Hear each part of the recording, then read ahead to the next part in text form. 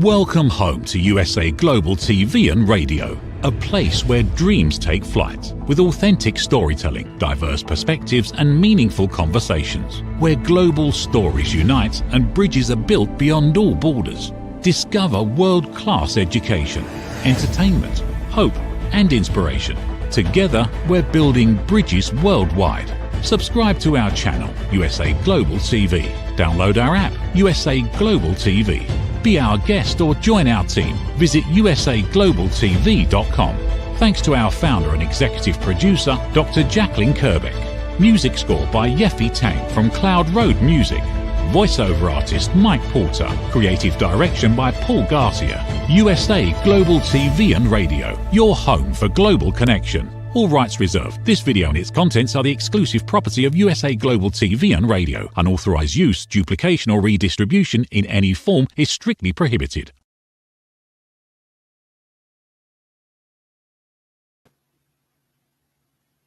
Howdy, Reverend Laughlin here. We're on the USA Global TV and Radio Network, and my show today is The Wise Ones. My guest had a problem today, and we're rescheduling him. And I figured, well, yesterday was Veterans Day. Sent out a lot of stuff, and I'm just going to go ahead and talk a little bit about myself today, but primarily concentrate on my military background. They're on my website, reverendlaughlin.com. You can see my photograph there. Been around the block a couple times, Navy captain. Anyway, way back when, my best friend of mine in high school and I were going to Dallas, Texas to take a Navy aptitude test, aviation aptitude test. Were we adaptable? Were we able to be a Navy aviator? And I remember him telling me that if I take the pencil and I just look at the pictures, because they're giving you pictures of what is your world looking like if you're looking out of a canopy of an airplane. And he says, if you just take a picture, pencil, and put it there on the end of the bottom of the photograph, he said, that's going to give you a better frame of reference than if you're looking at, you're turning, you're inverted, whatever it may happen to be. And so anyway, end of story, both of us passed, no problem whatsoever. So we passed the aptitude test. Then we had to take the Navy flight physical. This was 1968, and as note, I've mentioned several times, I have not missed an annual flight physical since 1968. So when I got out of the Navy in 1999, I was taking flight physicals every year. For a number of years, I was taking a corporate flight physical, corporate physical. But once I got out, I kept that up, and I just had mine last month, as a matter of fact.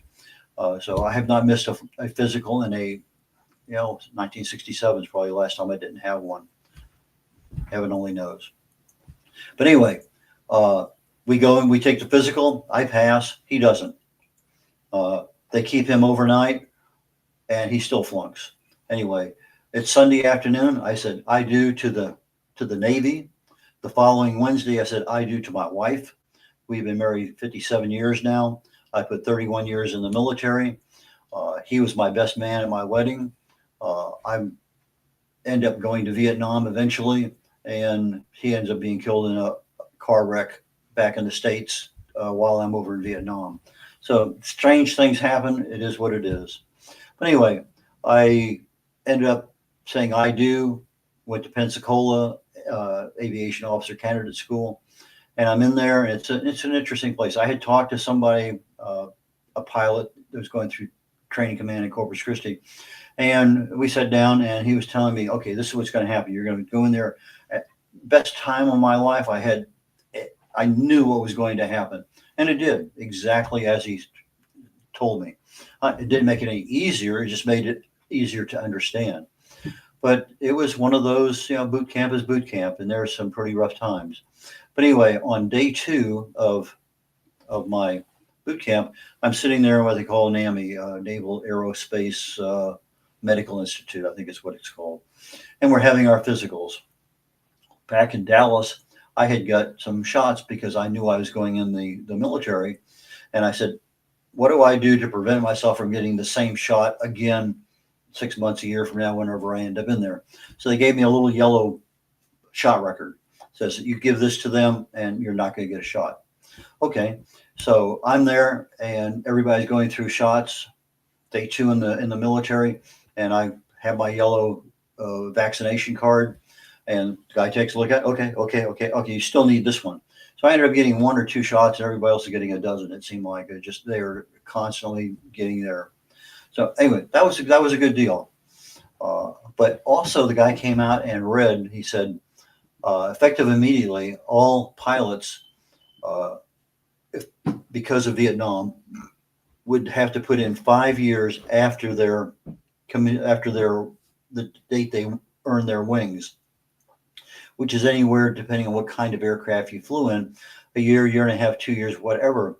So if you put in, let's say, a year and a half, the current requirement then was 3.5 years after you got your wings. So that was a 5-year career at the beginning of your military experience. Now it was 5 years plus your training time. So now that 5 years became 6.5 or 7, depending on which particular aircraft you chose. And so anyway, now I said, okay, I'm a pilot. I went in here as a pilot. My dad was a pilot. In fact, he was a pilot for almost 18 years out of 20 years he was in the military. And so I'm thinking, I said, what about naval flight officers? And the guy looked down there and says, nope, they're still 3.5 years.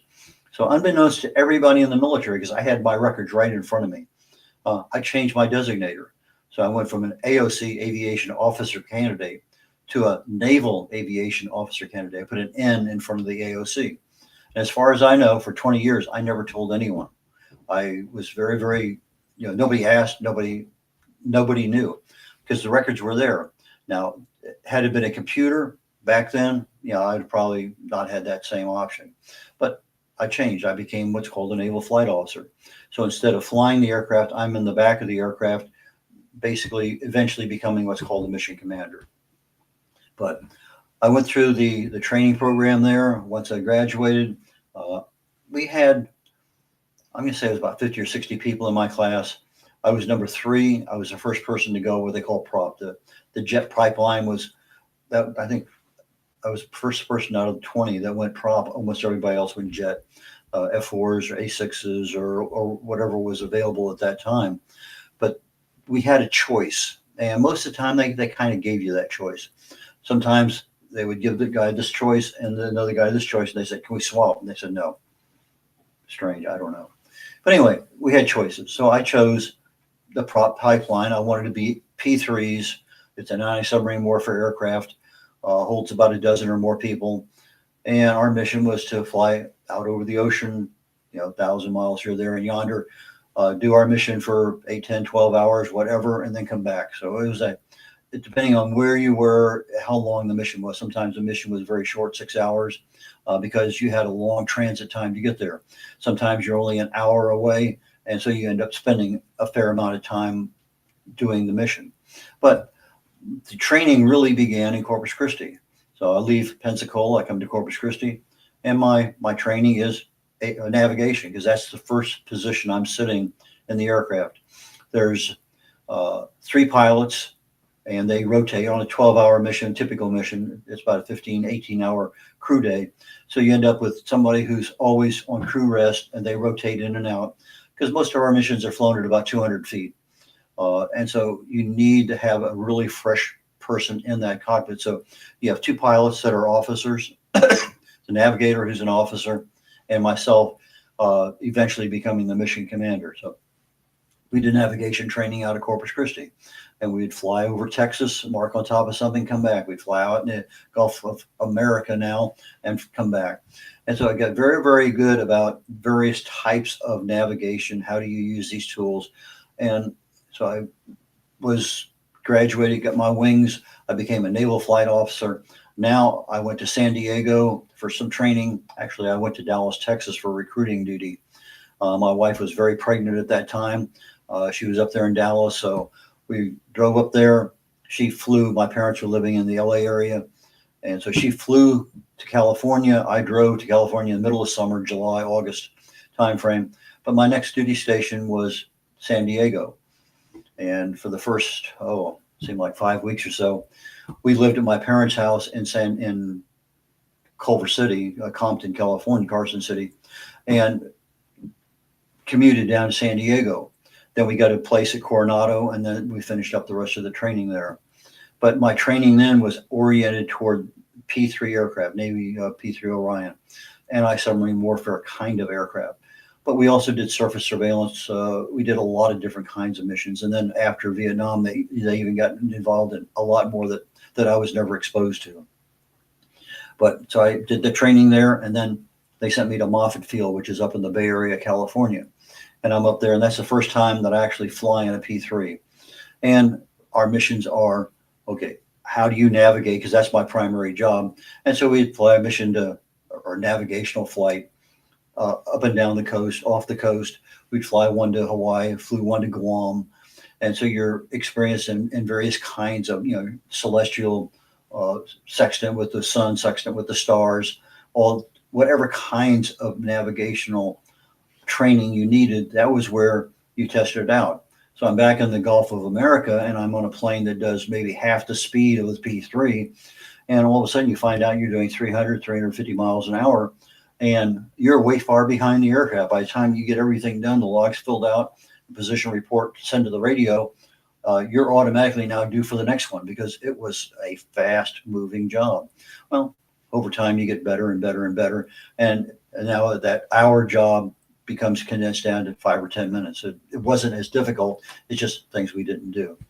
So I get to Hawaii. That's my first duty station after leaving Moffett Field. And VP6 was my first squadron. They were just coming back from deployment, so I was not sent. It was January 6, 1971. And and they said, just stay in Hawaii. Well, squadron will join you there pretty shortly. So the people came back, and all of a sudden, because I'm an extra navigator, everybody gets free trips back to the States, to wherever their hometowns are. They've been on deployment for 6 months over in the Philippines. I'm trying to think of the name of the city. It wasn't the same one I was in. Escapes me right this minute. So anyway, all of a sudden now this plane's going to Washington, D.C. This plane's going to Harrisburg, Pennsylvania. This plane's going to wherever. And I'm a duty navigator. I get them from Hawaii to California, and then the pilots have the navigation across the United States. We come back at California, I assume the navigation and get them back to Hawaii. And so that was pretty much so that first month in the squadron, I was gone a fair amount of time because everybody wanted to go somewhere, and they had spent 6 months overseas. Why not? That was a kind of a reward. So finally get a chance to start training, and now the training is I'm a navigator. Well, you have en route navigation, which is Hawaii to California, Hawaii to Guam. Wherever you're going, you're over water. And you're talking about being over water for a long, long, long time. So you have en route navigation. You're using all of the tools that are in the aircraft that are available for the navigation. You give your reports, and it keeps the world in touch with where you're at. Now, all of a sudden, I'm in a position where I'm becoming a tactical navigator. We have a tactical mission to fly. Well, and during Vietnam, I end up leaving probably about October, November of 71. And we have a 6-month deployment in support of operations in Vietnam. Operation Market Time, I guess is the name of it. And we're there, and our primary mission is twofold. Number one, track every boat that's out there, every ship that's out there in the South China Sea, and identify it by name, location, course speed, any unusual deck cargo, anything about the boat whatsoever that's important. So we're down at 200 feet. We take off, and generally speaking, we take off a little before for daylight. And you're out there, and you're flying a mission for literally about 10 or 12 hours, depending on where you're at. Out of the Philippines, I would be flying 10 days out of the Philippines, then go to Vietnam, fly 10 days out of Cam Ranh Bay, then go to Utapao, Thailand, fly 10 days out of Utapao. And so we'd have this rotation every month, 10 days here, 10 days there, 10 days another place. But out of Cam Ranh Bay, you were literally on station in about 20 miles. So by the time you get up to about 1,000 feet, got everything checked out, now you're back down to 200 feet for literally the rest of the day. And so as soon as you can, we have 4 turboprop engines. So as soon as you can, you shut down an engine, and then you shut down another engine. So you're out there, 200 feet, and 2 engines shut down, and you can literally fly 12 hours without a problem. So it becomes daylight, and now all of a sudden you come by a boat, boom, boom, boom, you get to the information, take pictures, and next one, next one, next one, next one. That's what you do for 12 hours. Now, what happens if we find our primary mission at that point in time was, are there infiltrator trawlers coming from North Vietnam to South to rearm them? We had pictures of what they look like, but we also had restrictions. If we saw one, we would take a picture of it, and then you have to go off about 10 or 15 miles so they can't see you. We have one pass only, and make a decision. Is that an infiltrator trawler or not? If it is, you abort the rest of your mission and you stay there until you're relieved. They would have a ready alert launch. A ready alert is a crew that's on standby, full aircraft, full of gas. I mean, literally, they can be in the air in about less than an hour. You know, it may be as little as 30 minutes, but boom, they come out there, start the engines and go. They know what the mission is. They've been briefed on it. All they have to do is get in the air and go to wherever you're at. So they get out there, they take over the mission, and they watch the guy by radar, 15 miles away, 12 miles away. And the guy continues south. If he ends up far enough south and he starts turning into the Mekong Delta, they send another airplane out to shoot him out of the water. I've turned over more than a couple infiltrator trawlers to other aircraft. I turned one over to submarine that tracked him down there. So that was our mission. But if you had Soviet bloc vessels coming in to Haiphong Harbor, we wanted to take a look at the deck cargo. And so one of the things we would do is you'd come down, let's say this is the boat. You come down one side of the boat and you'd ripple around and go down the back end, and then you come back around and you come back down the other side. Well, if it was a Soviet bloc vessel, our last one, you come back around again, and now you'd fly inverted, not inverted, but a pretty good turn. So you could take pictures straight down. If the deck holes were open, you could take pictures inside whatever the cargo bays had. And so that required a certain amount of guessing. Okay, if the boat's 350 feet long, how high do you have to be to get the whole boat? If the boat's, so there's some trial and error. But we take pictures, but generally speaking, you'd only take one on top. You wouldn't irritate them any more than that. You would never cross in front of them, because that's usually a signal for, hey, in distress, follow me. So you'd always make sure that you come down one side of the boat, you click, click, click, click, click, click, go around, try to get the name of the boat and other pertinent information about upright sequences and tunnel, the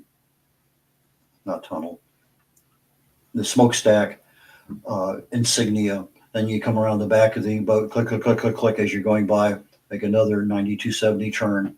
So, and then you come down the other side of the boat, click, click, click, click, click. So you're getting a dozen or more photos, probably 24, every time you pass a boat. And then you get the location, the course and speed, and that all goes in a log. So you get 100 boats out there, you have page after page after page of logs, you have film out the gazoo. And then if you had a Russian or a Soviet bloc, then you'd have that also. And so that was our primary mission. And out of Utapao, out of QB Point, it would take us an hour or so to get on station, depending on where we were. Out of Cameron Bay, we were on station literally within 10 minutes. And then you would be flying this mission all day long. And again, easy 100 targets or more. And then we fly out of Utapao. But now our missions were out the Indian Ocean. Who was coming toward Vietnam? And then that was what our primary mission was, to take pictures of them. But every so often we would have I'm going to call it a fun day. It wasn't. We had duty, ready, train, and cycle. And so you had a duty aircraft, that was your mission.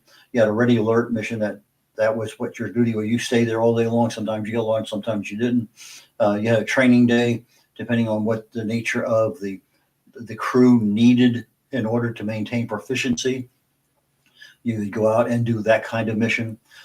We had one day where we really didn't have a whole lot to do, and we just decided we're on Utapao, where we knew we were headed to back to the Philippines.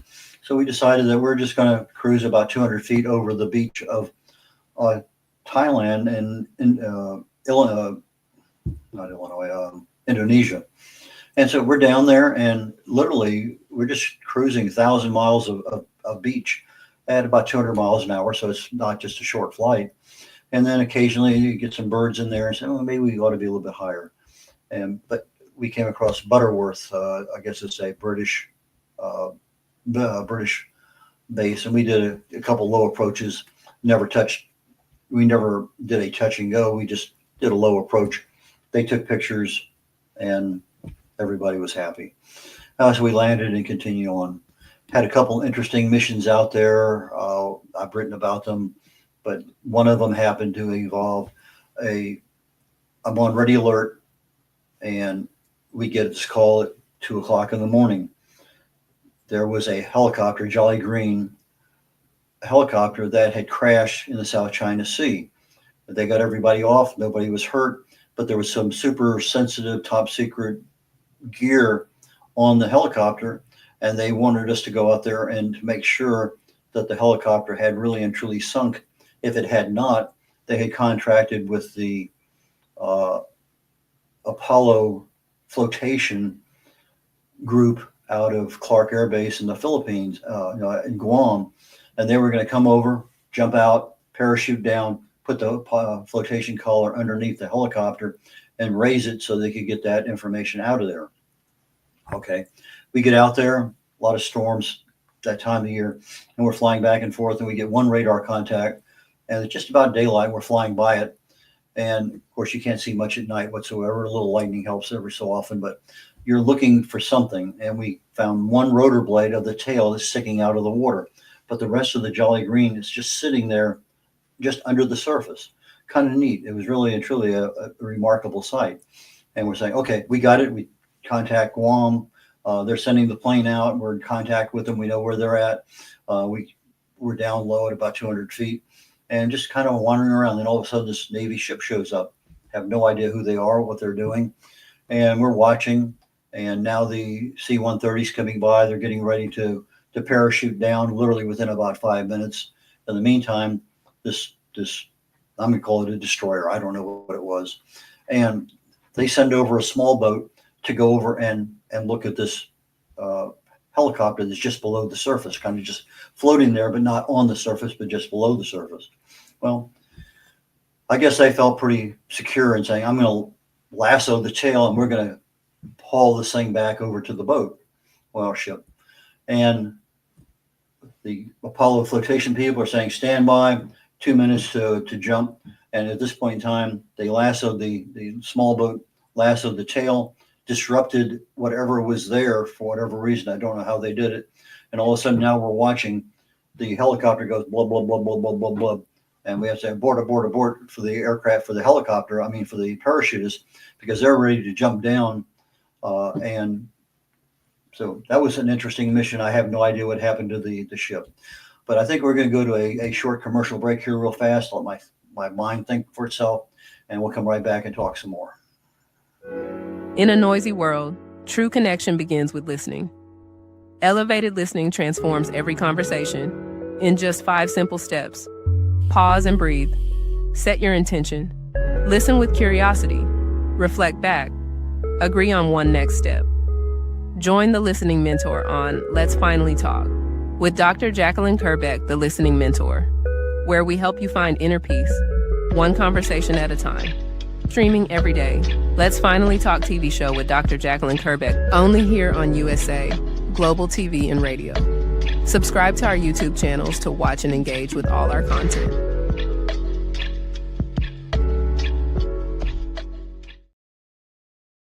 Is it true? Is it kind? Is it necessary? In a world quick to judge, one book dares to reveal the hidden cost of silence. Discover Holy but Harmful, The Silent Sin of Judgment, How Hidden Judgments Destroy Relationships and Damage Lives by Dr. Jacqueline Kerbeck.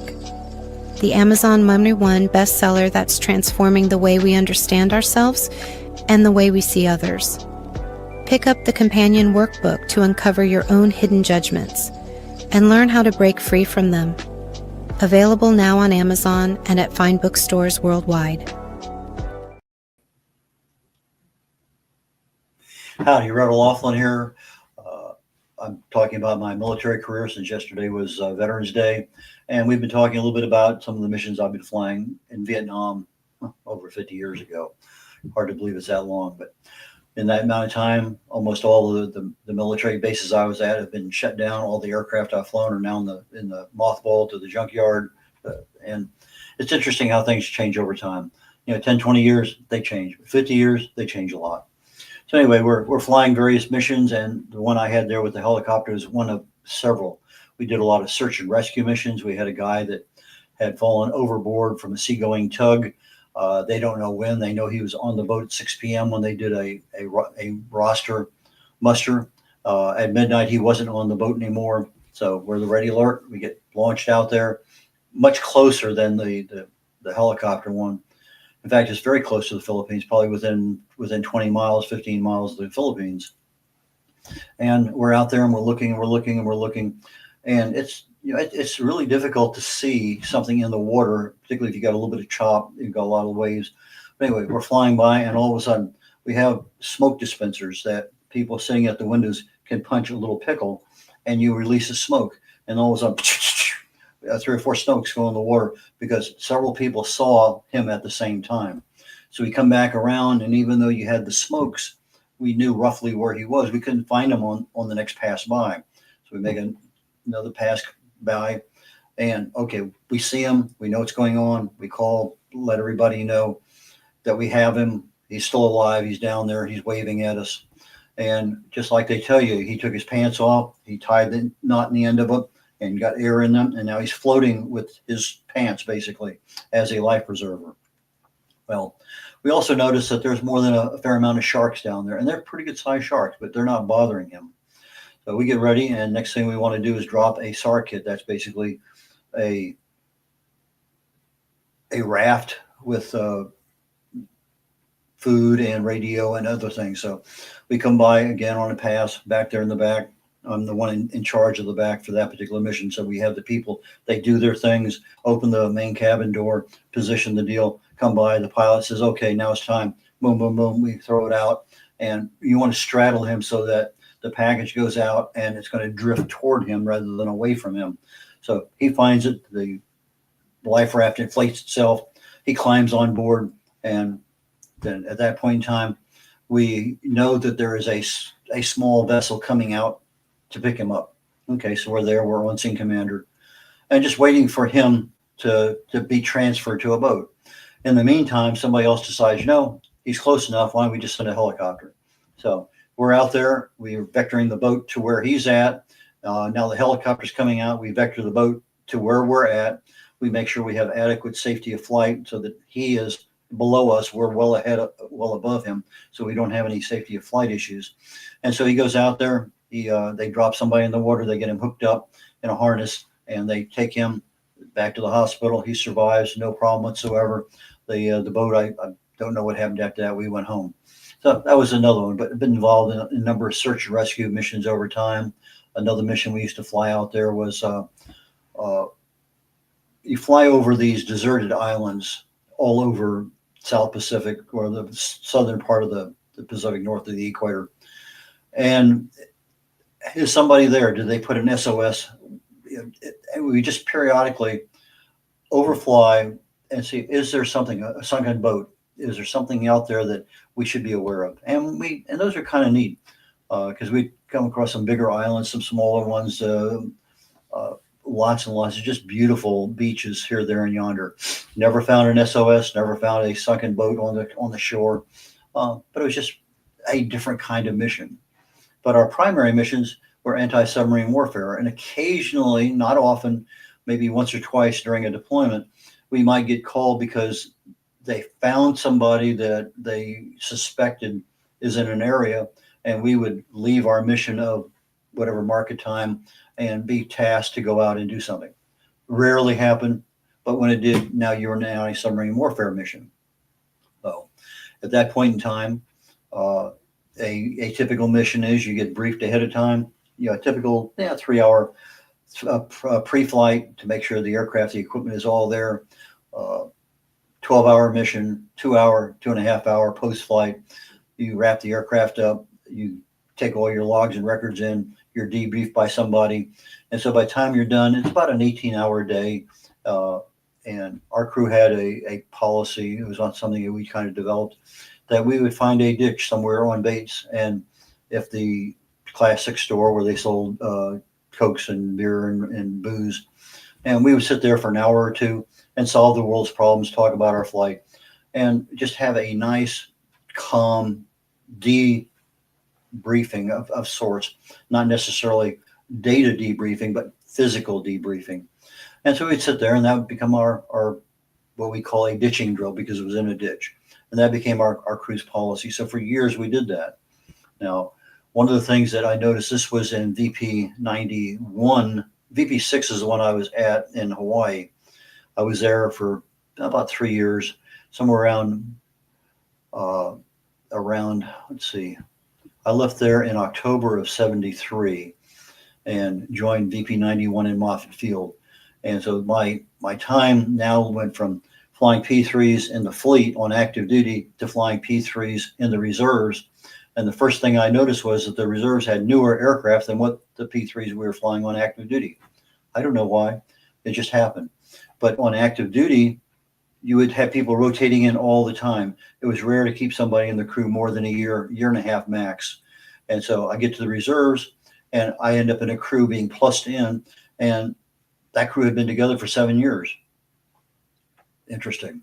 So when I left my last crew on active duty, VP 94 out of New Orleans, I had been in that crew for 7 years. So it's different between the reserves and the active duty. And I think right now, because I have another show coming up in about 20 minutes, Talking Heads, and I'll be talking about weight loss after 50, I think I'm going to conclude here, and I'm just going to leave it between my active duty segment. So if I get a chance to do another one of these about Red O'Loughlin, I'll pick it up here, and we'll talk about what's the difference between flying on active duty and flying in the reserves, because there was a major difference. So with that, I'm going to conclude today. Have a wonderful day, y'all, and join me, please, in about 20 minutes on Talking Heads. Bye now.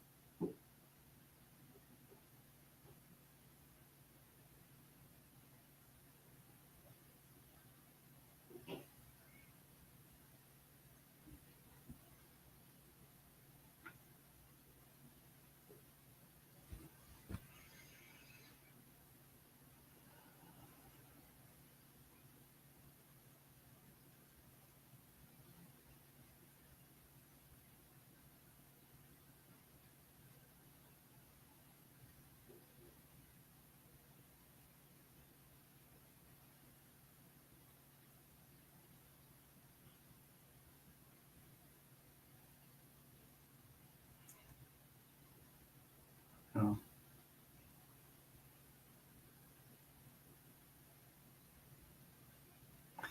I thought I was going to depart the pattern, so to speak, here and get ready for the next show, but I guess I'm still on live. And so I'll just sit here until the system that B controls everything. So again, take care, y'all, and catch you next week.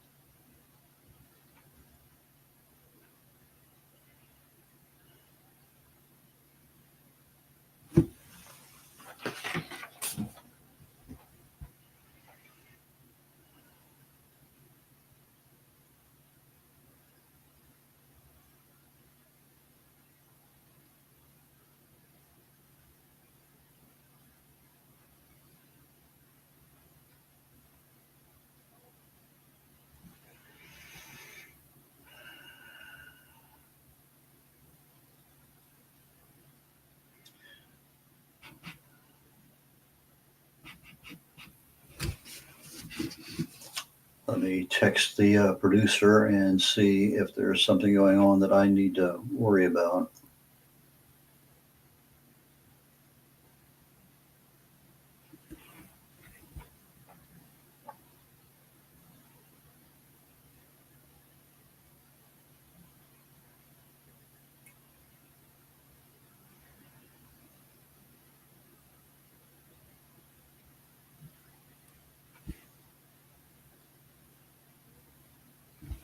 Okay.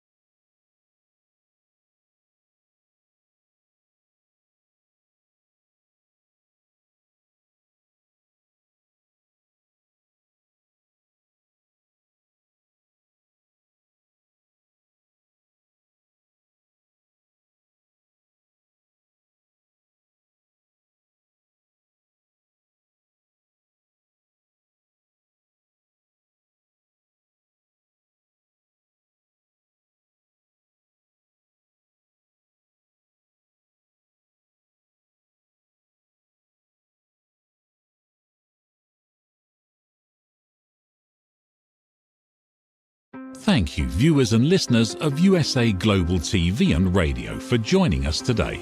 We're honoured to have your time and attention as part of our global community. At USA Global TV and Radio, we believe in the power of authentic conversations, meaningful connections, and creating a world of possibilities together. Want to be part of something bigger? Join our team of elevated listeners at usaglobaltv.com, a space where your voice matters and your ability to listen transforms relationships. Stay connected with us across all our platforms for thought-provoking discussions, expert insights, and empowering stories.